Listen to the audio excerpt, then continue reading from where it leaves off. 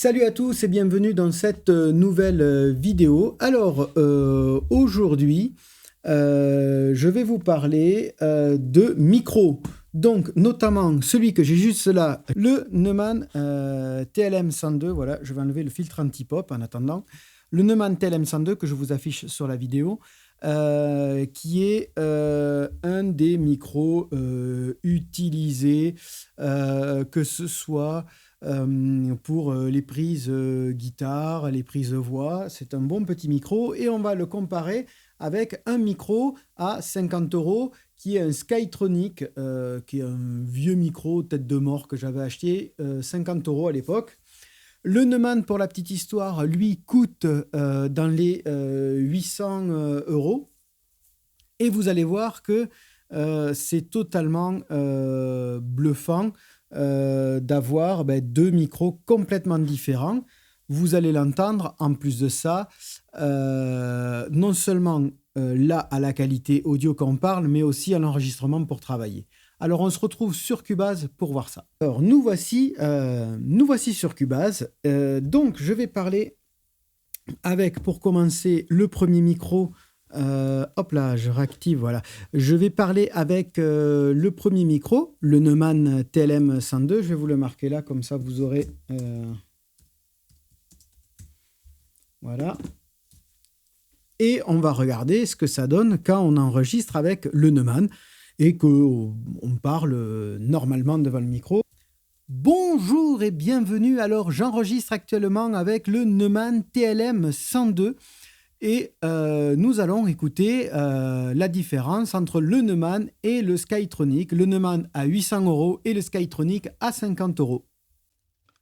Alors là, je vous parle avec le fameux micro dégueulasse de chez Skytronic. Alors, vous voyez, hein, c'est celui-là, c'est bien celui-là. Le Neumann, je l'ai coupé. Voilà. Alors, je vais essayer de régler pour qu'on arrive à du moins 18 à peu près quand on parle. Voilà. Donc, vous devez le sentir déjà rien que là, à l'audio, il doit être dégueulasse, le son. Moi, je n'ai pas le retour pour vous dire, mais on va enregistrer et on va voir ce que ça donne. Bonjour, alors je fais un enregistrement avec un micro à 50 euros qui est le Skytronic, un micro tête de mort qui a un sacré look, qui est très beau, mais rien que là, à l'onde, je suis en train de voir que c'est une horreur absolue. Donc, je n'imagine même pas quand on va écouter le son une fois qu'on va essayer de travailler pour voir la différence entre l'un et l'autre et ça va être horrible, je pense. À de suite. Et je crois qu'il n'y a pas photo. Hein. Là, on le voit directement. On va écouter déjà le Neumann, ce que ça donne. Bonjour et bienvenue. Alors, j'enregistre actuellement avec le Neumann TLM 102. Et nous allons écouter la différence entre... Alors déjà, on voit que la différence, elle est déjà nettement plus propre. J'ai plus ce claquement d'entrée dès le début, à part là qu'il y est, on le voit. On va écouter le second micro pour voir.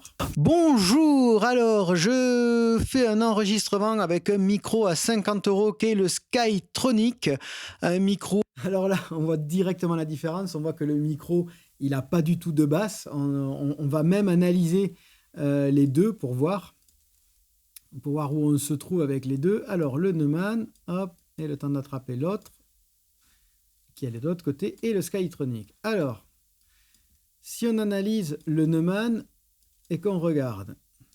Bonjour et bienvenue. Alors, j'enregistre actuellement avec le Neumann TLM 102 et nous allons écouter la différence entre le Neumann et le Skytronic. Alors, on voit bien les fréquences où se situe le Neumann, hein, de 270 à 9500 kHz. Donc, on voit bien les fréquences, on voit qu'il a quand même pas trop de basse, mais il en a. Maintenant, on va écouter le Skytronic et je pense qu'on va être surpris qu'on n'est pas du tout sur le même niveau. Bonjour, alors je fais un enregistrement avec un micro à 50 euros qui est le Skytronic, un micro tête de mort qui a un sacré look, qui est très beau, mais rien que là, à l'onde, je suis en train de voir que c'est une horreur absolue. Donc, alors là, on le voit bien, hein, on n'a pas du tout les mêmes courbes, on a beaucoup plus de basses qui rentrent, mais pourtant on ne les entend pas. On est beaucoup plus dans les aigus. On est à 11 kHz que le premier, on était à 9,5 kHz. C'est pas du tout les mêmes pics. D'ailleurs, si on les met ensemble, alors on va les muter, mais on va les mettre ensemble juste pour voir la différence.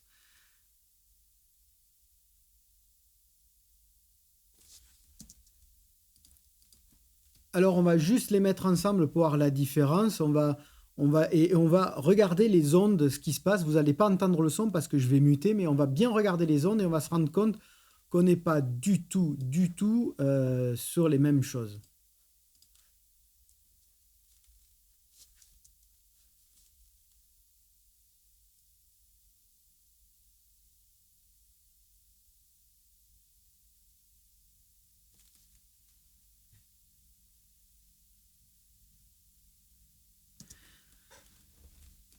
Comme on peut le voir, le Neumann,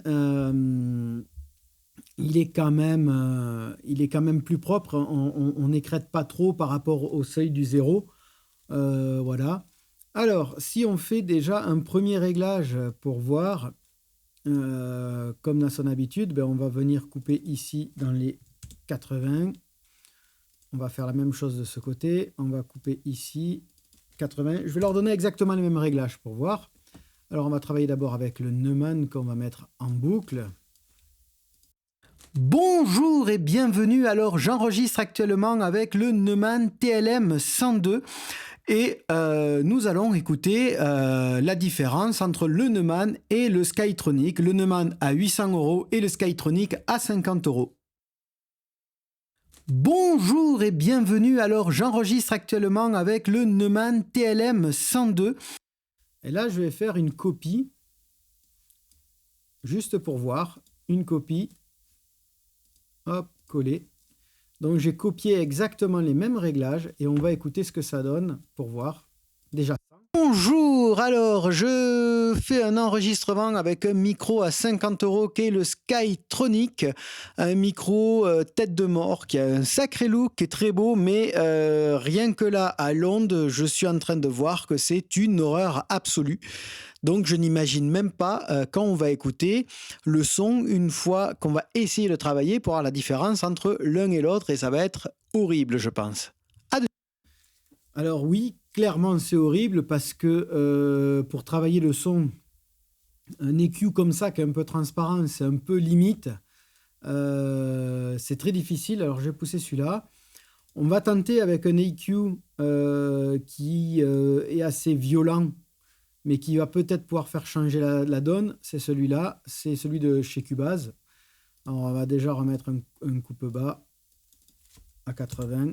Bonjour, alors je fais un enregistrement avec un micro à 50 € qui est le Skytronic, un micro tête de mort qui a un sacré look, qui est très beau, mais rien que là à l'onde, je suis en train de voir que c'est une horreur absolue.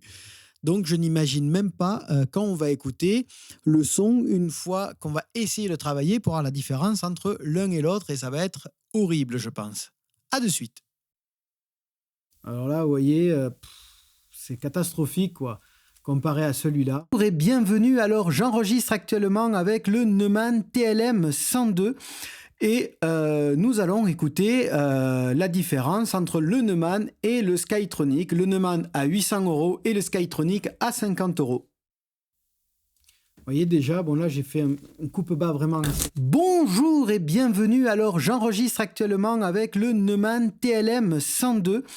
Et nous allons écouter la différence entre le Neumann et le Skytronic. Le Neumann à 800 € et le Skytronic à 50 €. Vous voyez, ça n'a rien à voir avec ça. Alors, je fais un enregistrement avec un micro à 50 € qui est le Skytronic, un micro tête de mort qui a un sacré look, qui est très beau, mais rien que là à l'onde, je suis en train de voir que c'est une horreur absolue. Donc je n'imagine même pas. Vous voyez, le problème, c'est que si vous faites chanter quelqu'un avec un micro pourri comme ça va être très difficile d'avoir un son parfait, d'avoir de la chaleur dans la voix, d'avoir des jolis médiums, des jolis aigus, des jolies basses. Et l'importance d'un micro, c'est quelque chose qu'il ne faut pas négliger. Pareil pour votre carte son, pareil pour les appareils pour travailler, hein.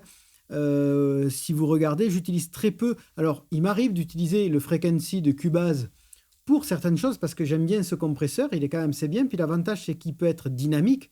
C'est qu'on peut venir lui demander, comme le FabFilter, de venir baisser ou remonter des fréquences en fonction du parler. Et puis après, comme chaque fois, j'utilise ou comme ici, un compresseur de chez Wave ou un compresseur de chez... alors, je ne sais plus comment on le prononce, Clankem, je crois que c'est comme ça qu'on dit à peu près. Voilà, un compresseur de chez Clankem qui a plusieurs, vous en avez plusieurs, vous voyez, c'est l'avantage, c'est qu'ils sont tous différents, c'est pas que l'interface qui change, c'est toute la compression aussi qui change. Le Sibilance de chez Wave, celui-là pour m'aider à enlever des S. Et comme à son habitude, le Mac 4 qui vient redonner un peu d'air dans la voix. Je n'utilise aucun composant pratiquement de Cubase, pas de compression de chez Cubase, pas trop d'EQ de chez Cubase, parce que ceux qui fournissent avec les downs ne sont pas toujours de très haute qualité. Par contre, des fois, ils sont vachement utiles parce qu'ils sont un peu crades et ça peut nous permettre de soit crader quelque chose, soit de justement d'être plus violent sur des EQ ou sur des compressions qu'on veut que ça reste un peu crade, qu'on n'ait pas besoin de trop de chaleur. Donc voilà. Dans une prochaine vidéo, je vous parlerai de mes coups de cœur au niveau des plugins, tout confondu, que ce soit Wave, Plugins, Alliance ou encore Native Instruments. Voilà, je vous dis à très vite pour une prochaine vidéo. Salut les amis!